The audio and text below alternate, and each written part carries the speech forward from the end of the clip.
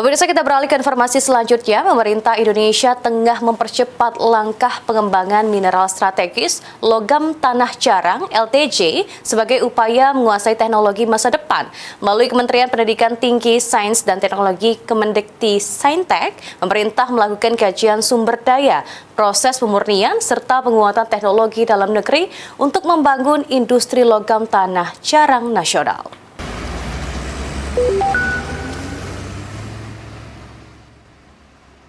Pemerintah terus mematangkan langkah strategis untuk mengembangkan industri logam tanah jarang di Indonesia. Langkah ini dinilai penting untuk mendukung kedaulatan teknologi nasional.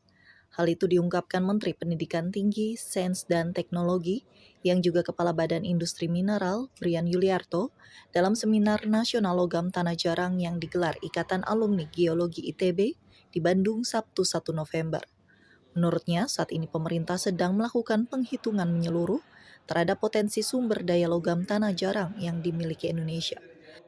Salah satunya pada Monasit di Bangka Belitung yang bekerja sama dengan PT Timah. Ia memastikan pengumuman resmi terkait perhitungan sumber daya nasional diperkirakan dilakukan pada akhir November atau awal Desember. Namun yang menjadi tantangan berikutnya yakni teknologi pendukungnya yang mesti terus diperkuat.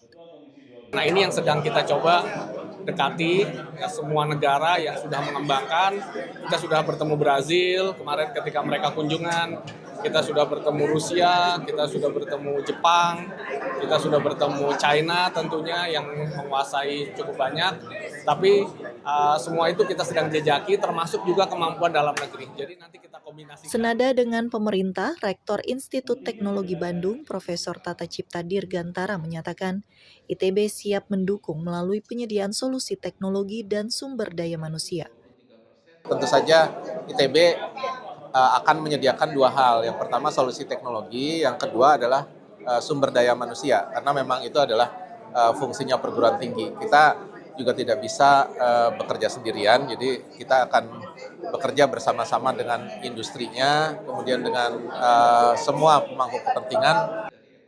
Ia menyebut saat ini penelitian terkait mineral kritis di ITB terus meningkat dengan fasilitas penelitian yang tersedia di kampus Jatinangor yang dapat digunakan secara lintas disiplin. Pemerintah dan perguruan tinggi pun terus berkolaborasi untuk mengembangkan industri logam tanah jarang sebagai bagian dari upaya menuju kedaulatan sumber daya mineral dan teknologi nasional. Dari Bandung, Jawa Barat, Dian Hardiana, Kantor Berita Antara mewartakan.